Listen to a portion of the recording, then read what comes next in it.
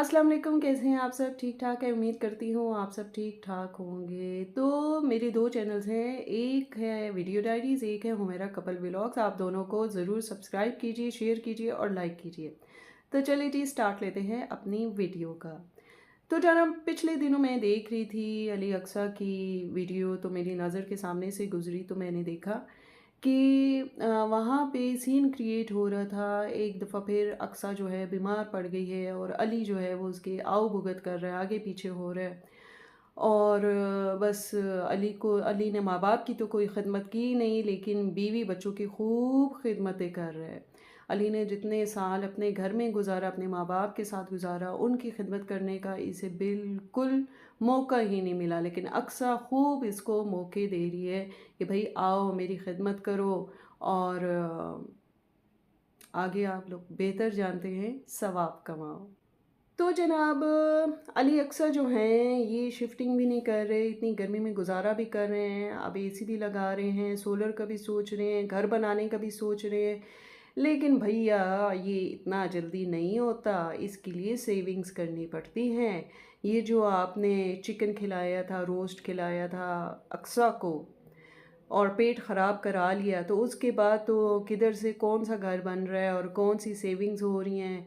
ऐसे ही नहीं बनता कि यूँ फटाफट खड़ा कर दें आकर। आप पहले अपने व्यूज़ तो देखिए। आप दूसरों को व्यूज़ का किस्सा कह रहे होते हैं कि तुम्हारे व्यूज़ नहीं हैं और व्यूज़ के लिए ये सारा किस्सा है।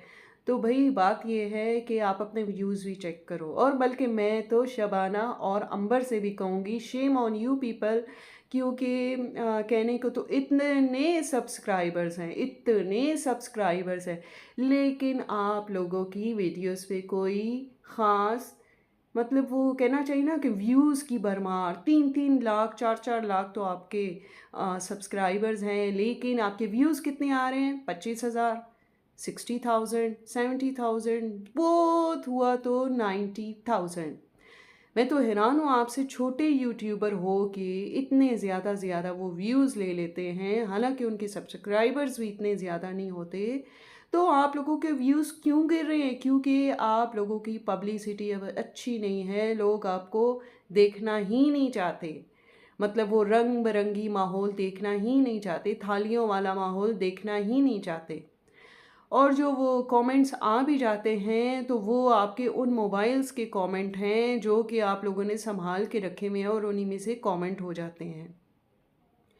तो समझने की बात है ना, ये कब तक, तो समझना चाहिए कब तक फेक फेक आईडीज़ का गेम चलता रहेगा। अगलों को भी जाके तंग करना, उनकी पोस्ट पे जाके लिखना बांझ और मतलब इस किस्म की अजीब अजीब बातें, मोटी, फिर आईडी भी फजूल सी बना देना मोटी के नाम से। पिछले दिनों स्वीटी जी को बहुत फजूल कमेंट आए थे, बहुत फजूल कमेंट आए थे, और फिर उनकी एक पोस्ट पे भी कोई मोटी वाला आईडी, फेक आईडी किसी ने डाला हुआ था और आई थिंक फिर रिमूव भी कर दिया था, और वो हार्डली बना था कोई 7-8 मिनट पहले आईडी। तो इसमें तो खैर हंसी आती है कि वही जल्दी जल्दी आईडी बना के और अगलों को कमेंट करना और ये सोचना, यानी कि हमें तो कोई जानेगा नहीं पहचानेगा नहीं कि ये किसने कमेंट किया है। तो भाई ये वो मिसाल है जैसे कबूतर अपनी आंखें बंद कर लेता है ख़तरे की वजह से, ये सोच के कि मैं सेफ़ एंड सिक्योर हूँ। तो जनाब, आप इस तरह की सोच ना रखिए, क्योंकि इस तरह की सोच बहुत ख़तरनाक भी हो सकती है। अगर एक बार आप जिनको बार बार पलट पलट के देख रही हैं अंबर साहिबा, और चाह रही हैं कि वो लोग आपसे पंगा लें, और वो बंदा जो माजी में आपके साथ निभा निभी वाला आप उसके साथ खेल खेल रही थी, या जो भी चीज़ थी, कपल बने हुए थे, तो ऐसा ना हो कि वो जोश में आ जाए, गैरत में आ जाए और उठ के, आपके घर का एड्रेस तो खैर सबको पता है, उठ के वहाँ आ जाए या आपके ससुराल चला जाए। एड्रेस पता करना कौन सा मुश्किल काम है, और फिर तो आपकी टाइम टाइम फिश हो जाएगी अपने ससुराल में। इसलिए बहुत ध्यान से चलें, क्योंकि अब अनमैरिड नहीं हैं, मैरिड हैं। और जहाँ तक स्वीटी जी की बात है, बार बार उन पे ये इस किस्म के हमले करना छोड़ दें, क्योंकि ये एक घटिया हरकत है। घर में करने को कुछ होता नहीं है तो आप कहते चलो इसको तंग करूँ, उसको तंग करूँ, तो ये बात तो ठीक नहीं। आप अपने व्यूज़ चेक करें, व्यूज़ पुरानी क्लिपिंग्स डाल के आप सोचती हैं कि भाई बस मैंने वीडियो बना ली। भाई वीडियो ऐसे नहीं बनती एक ही वीडियो में दो दो बार शेक बन रहे, एक बार फालसे का बन रहा था और दूसरी बार पता नहीं किस चीज़ का बन रहा था। मैं पूरी वीडियोस एक्चुअली देखती नहीं ना, आप लोगों की स्किप कर कर के देखती हूँ, क्योंकि मेरे पास इतना फालतू टाइम नहीं है कि जिसमें मैं अपना टाइम वेस्ट करूँ।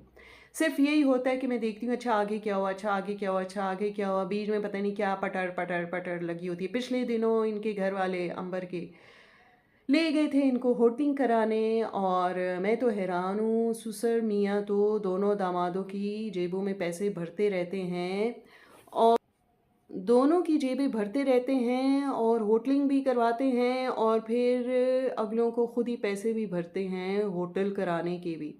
यानी दामाद से इतना नहीं हुआ अंबर के शोहर से कि भाई आगे बढ़ के कहे कि अंकल जी मैं ये पैसे दे देता हूँ, लेकिन नहीं जी, अंकल जी बोलते हैं, पापा बोलते हैं या डैडी बोलते हैं, लेकिन जी पैसे कौन दे। तो खैर मैं तो ओवरऑल सारा आपको खुलासा सुना रही हूँ कि इन लोगों के चैनल्स पे ये कुछ होते हैं। और जहाँ तक गुड़िया की गाड़ी का सवाल है, आप सोचिए ये गुड़िया की गाड़ी आई कहाँ से? ये एक सवाल है, आप सोचें, मुझे कमेंट करें, फिर मुझे भी पता चलेगा। लेकिन मुझे तो पता है ये गाड़ी आई कहाँ से, क्योंकि इनकी एक महल्लेदारन है और उसने मुझे बहुत सारे डीएम्स किए हैं, तो उसी में इस गाड़ी का भी किस्सा उसने खोल दिया। तो चलिए मैं देखूंगी आप लोग मुझे कितना सच बताते हैं, कितना ठीक अंदाज़ा लगाते हैं, तो फिर मैं आपको नेक्स्ट एपिसोड में बताऊंगी। अच्छा जी, फिर मिलेंगे एक नई और अच्छी वीडियो के साथ, तब तक के लिए अल्लाह हाफिज़।